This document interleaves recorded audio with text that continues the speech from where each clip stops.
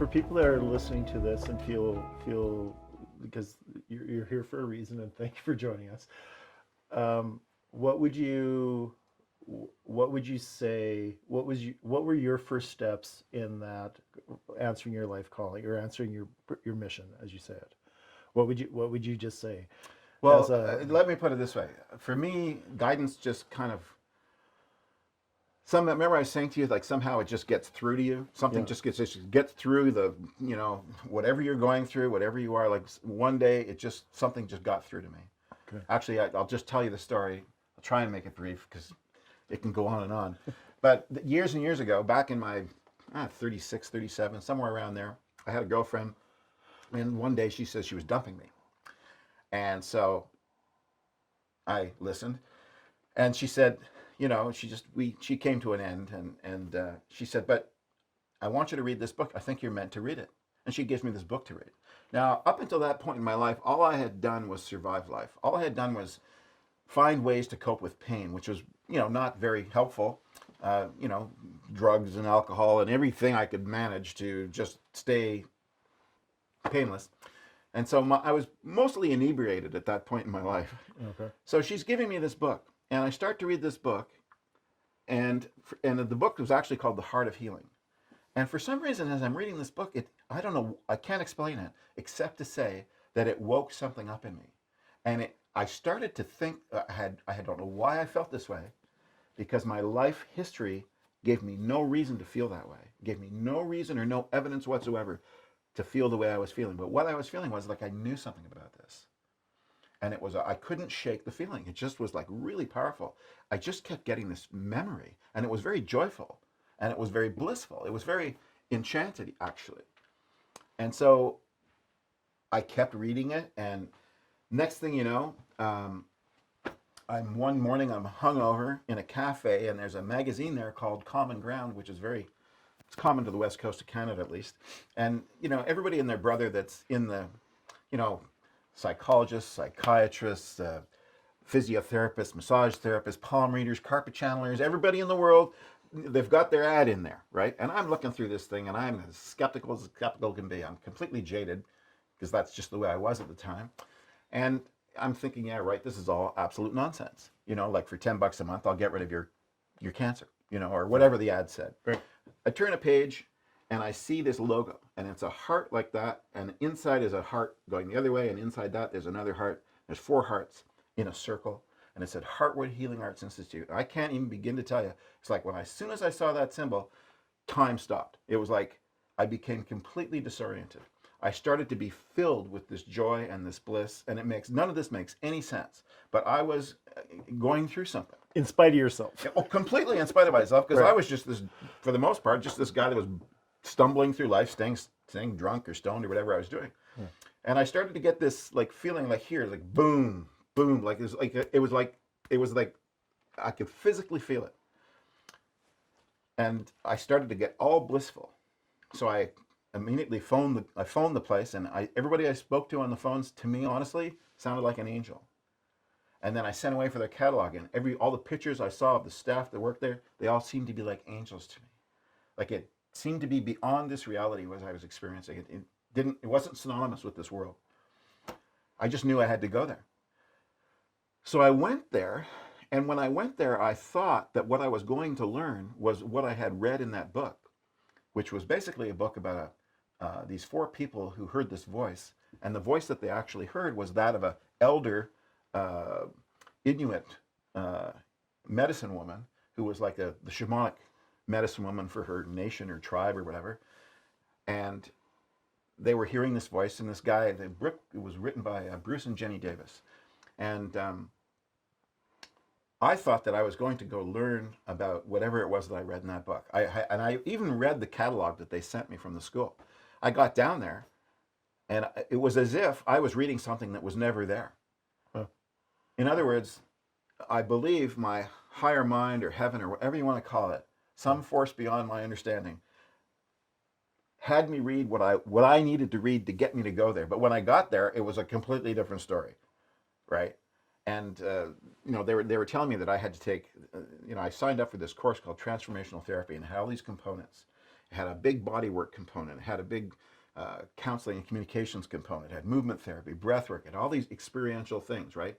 Healing arts, right? But I never saw any of that when I read the catalog.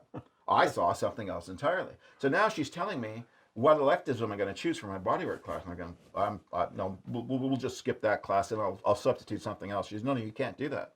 I said, what do you mean I can't do that? She said, I'm sorry, but that's not part of the deal. And we went back and forth. And then finally, this woman was like maybe 5 foot at the most. And her name was Amy Glovin. And finally, she stopped and she looked at me and she says, you know what I think? I said, no. She says, I think you're scared shitless. I don't think you're going to take this course, you know? And now here I am, 37, this big, huge man, and this 5 foot woman is challenging me, you know? She's telling me I'm frightened. Well, I'm not frightened. There's nothing I'm frightened of. Screw you. Not me. Not me. Right. So exactly. So yeah. Okay. I'll take something. Now the fact, Again, in spite of yourself. yeah. So as far as I was concerned, nobody was going to touch me. Like I was not into being touched. You're a tough one. Right. So now I have to take this bodywork class where I have to give and receive a session every day, 5 days a week, and then for my assignments afterwards, I have to give and receive a session, like maybe 5 or 6 sessions a week on top of that. Well, I get into the room and I lie on the table, and as soon as someone puts their hands on me, I just checked out. I was not in my body. I just disappeared, and nobody wanted to work on me because I wasn't there. Right? I just wasn't there. Right. About 5 weeks went by. I started to improve in terms of actually giving the work, but I couldn't receive it at all, right? Or wouldn't, excuse me. So anyway, about 5 weeks goes by, and I had a few different experiences where my heart opened up, and I don't know what happened. All I know is that something was working through me. And what I discovered after spending I think it was close to 20 months there actually, was that I did have, for whatever reason, healing wanted to be done through me. You know, now this made no sense. How could you make sense of that? How could you make sense of that with a life like mine? Right. Like all my life had been was like staying hammered, Right. you know, and running away from things and not facing responsibility of any kind and actually being completely dissociated, right? I actually, when I went there, I had no intention of healing myself whatsoever. I just thought I was going to learn about how to heal other people. I didn't want anything to do with. In my mind, I didn't have any problems. Just give me another drink. Right. Just give me more food. Just take me to the racetrack. I don't have any problems. Right. Right. So that's the state of mind I was in when I went there. But heaven had to drag me there. It had to get me, and the only way it could do it was having me read things that weren't on the page. Right. And that's a true story. So when I say to you that I believe in a power beyond my own understanding, I have experience of it. Right. Like somehow I was saved from myself. Somehow I'm standing here today talking to you because something intervened on my behalf that I can't take credit for. That's the only reason I'm here. See, I have an assignment, and all I know is that if I would live my life by giving myself to that assignment, that somehow I'm just saying thank you. I'm honoring the love that I've received. I'm honoring the love that's been given me from wherever it came from.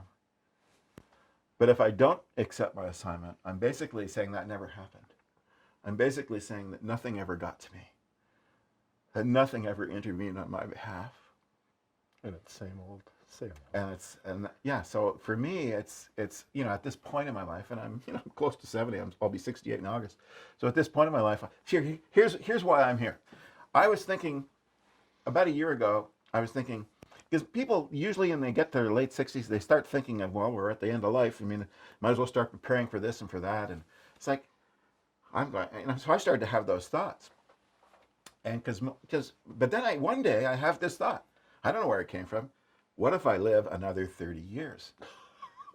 I just had this thought. Why? But you see, my mom lived till she was 99.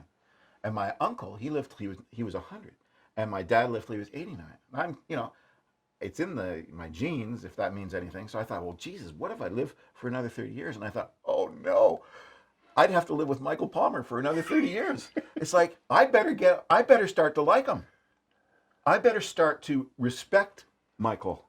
I better start to earn his respect. I better start doing whatever it is that I need to do, to appreciate myself. And the only thing I know that leads me towards that appreciation is this.